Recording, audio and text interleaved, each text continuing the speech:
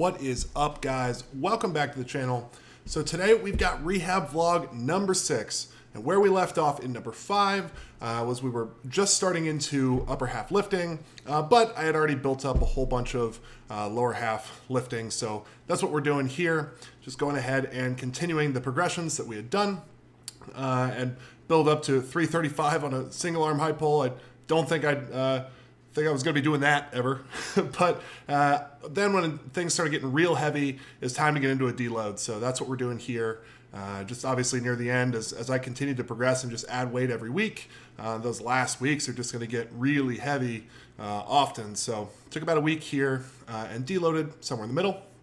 And then it was time to start working back into some 2-arm work. So I started really light here with the cleans. And then after this day, it kind of pissed off my arm, pissed off my nerve. So I just went to high pulls because it was the catch that was the problem. So just built it up. As you can see, there's no straps on in this video. Still felt comfortable here. And then as I started getting heavier and heavier and pulling harder and harder, started putting straps on. So for 315 right there were straps. For 365, there were also straps, because you know, I didn't want to push my forearm further than it could be. But as we moved into upper half lifting, started with the most important lift, bench press. So really I just added weight every week. We went from 195 back to 185 here because I felt like I was progressing a little bit too fast.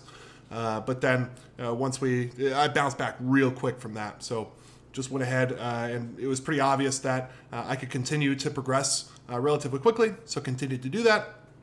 And I built up all the way to a 1-rep max. Now I thought this 275 was going to be hard. As you can see, it wasn't. So we went up to 285. That was a little bit more difficult. Still went quickly. But at this point in time, I went ahead and shifted to having my knees up and my feet on the bench, because I've had a lot of problems sleeping. I was stuck in extension. So you'll see I'll be doing that in later bench videos as well.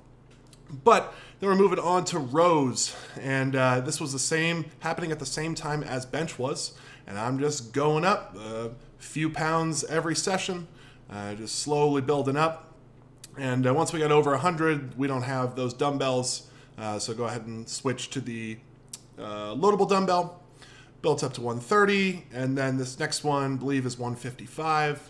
And I still don't have a strap on here, so I haven't put a strap on for any of these yet. At 175, I didn't have a strap either. And then once we went above that, I went ahead and strapped up because my grip was the reason that I couldn't lift the weight. It's not just going to be on-ramping that's going to fix that. It's going to be more grip work. Now, at the same time that the bench and the rows were happening, I was also doing a lot of these accessories. So bicep curls, tricep extensions, forearm curls, and moving the forearm in a bunch of different directions. So the first set of videos is pretty easy. Second one's kind of medium. You'll see in this third set here, like that bicep curl's pretty hard. Built it up pretty heavy. Same thing with the tricep extensions, and that was the movement that used to really hurt. So I'm glad that don't have any pain there at all. Then once I built up to full bench press max, I started shifting over into more elastic work with the bench press throws. And here's some other lifts that I also added once I started feeling good. Just some more core work, other accessories. We got some overhead lifting here, just because I didn't want to catch a snatch yet. This one I've really enjoyed, the jammer arm, especially with the mound, just like that video shows there. But obviously, as the arms started feeling better, could start doing these at a little bit higher and higher intensity. And a huge part of this whole thing has been the soft tissue work, and that we've been doing that every day, both manipulating the scar as well as a cupping here and moving around, and that's been helping a whole lot. And Shaner, my guy over at X2, has been helping a huge amount. Those sessions with scraping were great. Here we've got me moving into some isometrics as we're getting closer to throwing. After a few sessions or a few weeks of isometrics, moved into more elastic stuff. So that catches us all up on what I've done physically so far. We'll throw here in the next set of videos. I had a few pretty important things that I wanted to present when I was going through them on the mental side. I know a lot of people ask about that, so we'll go ahead and throw those in to finish off the video. Today is day 50 post-op. And man, the past week or so, we have had just a roller coaster of ups and downs with my arm. Now, why? Well, I've just gotten back into actually using it. So I'm using it in the weight room, trying to build things up on that front and on-ramping it. So that was something I wasn't doing before, right? But man, it's like I'll go into the day and maybe it'll feel good, and then 5 minutes later feel bad, and then 5 minutes later feel good, and we're just up and down and all around and all this stuff, right? It's super easy to get caught up in it and let my emotions go up and down along with it.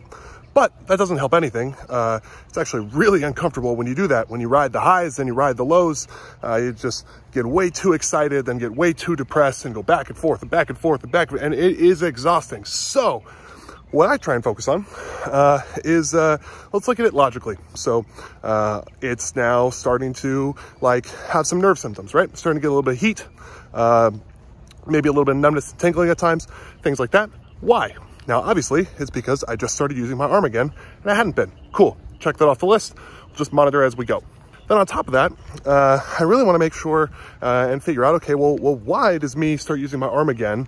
Why does that add to my symptoms? So then I have taken a look at, okay, well, what's going on with the soft tissue around my arm?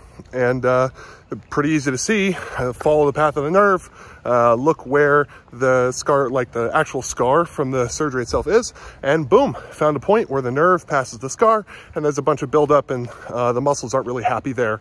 So just spend a little bit more time on that, and that's what we'll be doing today. But I know a lot of people ask about the mental side of the recovery, because it is hard, and that's my best advice from me to you as I'm sitting here going through it right now, is don't ride the highs, don't ride the lows, stay right in the middle, think about it logically, understand what's going on, work from there.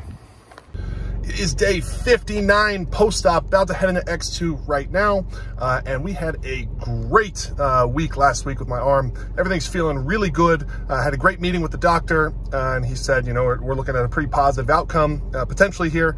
But like I said before, I mean, just not riding the ups and downs, that doesn't just apply to when you feel bad. That also applies to when you feel good, because inevitably I'm going to feel bad at some point coming through, you know, this whole process. It's not just going to be this nice, easy slam dunk from here. So don't want to get too high on that, but what I will do is add in, continue to add in a little bit more intensity. I'm going to go ahead and add in some different exercises, and we will build up from there. Today is day 72 post-op. Everything's been going pretty great as far as recovery. However, in the last few days, I noticed when I'm trying to work back into cleans that I'm getting quite a bit of nerve symptoms on the catch. So did a little bit of investigating, moving my arm around and seeing like what actually causes the pain. And it looks like when I'm flexed, like gripping, and then I move my hand into extension like that, I tilt this wrist back. That's when I get it. So what I'm going to go ahead and do, basically it made me realize immediately that all of my soft tissue work so far has been done with like loose muscles. So I haven't been flexing while I'm doing it. So I'm going to go ahead and add that in. I'm going to go ahead and just like stick a cup on the path of the ulnar nerve and flex and move my wrist through some ranges of motion with the hope of kind of breaking that up. And that's what we'll be adding in. Day 77 post-op. Coming back from the gym right now. The past few days, we've been trying to move the wrist around and get that nerve moving up and down. And man, it's not happy, but it feels like it's getting better. So I know what it feels like when it doesn't want to get better. And this doesn't feel like that. So every time we go in, it feels like it move a little bit more. It feels like it's actually responding to the stimulus that we're putting on it. So here's to hoping, man. We'll see. Obviously, the only thing I can do is keep sleeping, keep being educated and logical with my training decisions, and keep having good nutrition. But we'll see if my body wants to adapt and get rid of the numbness. And if it doesn't, we'll see how it handles the throwing program. So we'll find out.